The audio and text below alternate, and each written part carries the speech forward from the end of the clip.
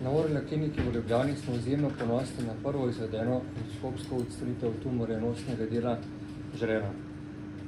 Endoskopsko pomeni, da je bil tumor odstranjen preko naravnih votlin, torej brez rezov kože na glavi in obrazu.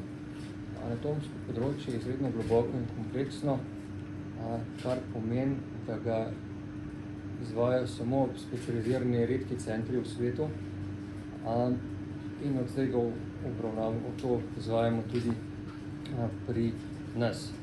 Gre za pomemben mejnik tako za Orla kliniko, kot za Univerzitetni klinični center Ljubljana, kot za celotno slovensko otorinolaringologijo. Operacijo je izvedel docent dr.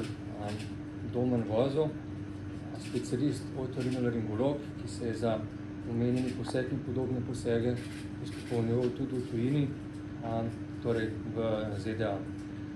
Pri tem se je opiral na znanje, izkušnje, pomoč in nasvete docent dr. Jureta Urbančiča, našega vodjo službe za kirurgijo nosu obnosnih votlin, in hkrati na njegove temelje, ki jih je postavil že dobro desetletje nazaj, glede kompleksnega endoskopskega zdravljenja, torej kirurškega zdravljenja tumorjev urbanske baze.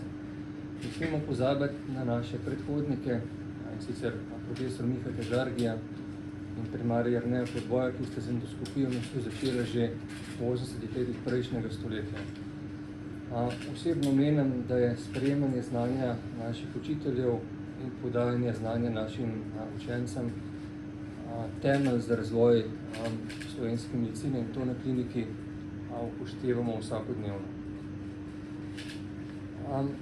Dosežek, torej ta operacija, o kateri boste slišali malo kasneje, je uspeh izjemno dobro usklajenega timskega dela. Torej ne gre samo za kirurško ekipo, za operaterja in asistenta, ampak tudi za anesteziološko ekipo, za onkologa, za medicinske sestre, torej sestre v operacijski, to so instrumentarke, sestre na oddelku, anesteziološke sestre in hkrati ves podporni kader kliničnega centra, ki ni vedno medicinske stroke. Torej za eno tako operacijo stoji 25 do 30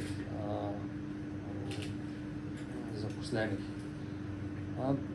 Rad bi poudaril, da pacient že uspešno okreva doma, kar nas je še dodatno utrdilo v prepričanju, da smo se pravilno odločili za uvedbo takega postopka oziroma te operacije. Torej gre za pomemben korak tako za naše bolnike, kar je najpomembnejšo, kot tudi za prihodnost obravnave onkoloških problemov tega področja.